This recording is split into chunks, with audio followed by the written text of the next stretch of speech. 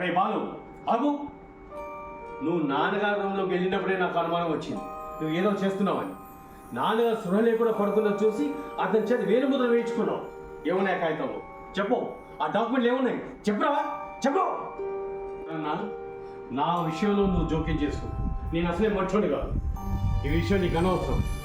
నీ హద్దుల్లో నువ్వు ఉండు, లేకపోతే నా అంత తిక్కోని కూడా ఉంటాడు. ఏమనుకుంటున్నావు? ఏమన్నా ఏమన్నా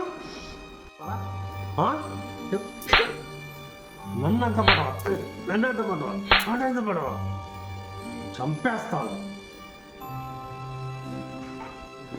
అలా చూడు.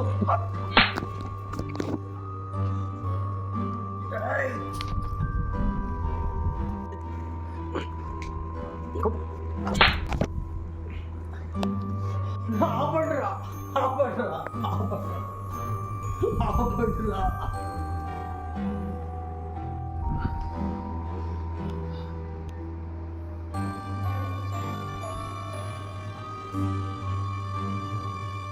ఏంటిరా ఇది? నేను బతుకుండగానే కొట్టుకు చూస్తున్నాను ఏంటిరా? సరే ఈ ఆస్తంతా మీకే కదరా.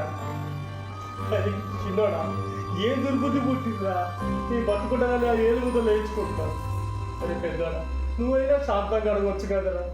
ఎందుకురా వాడిని చేయి చేసుకున్నావు? సరే అన్నదమ్ములంటే కష్ట సుఖాలు పంచుకోవాలిరా, అన్యోన్యంగా ఉండాలిరా, ఒకరి కోసం ఒకరు బతుకుతున్నట్టుగా ఉండాలిరా.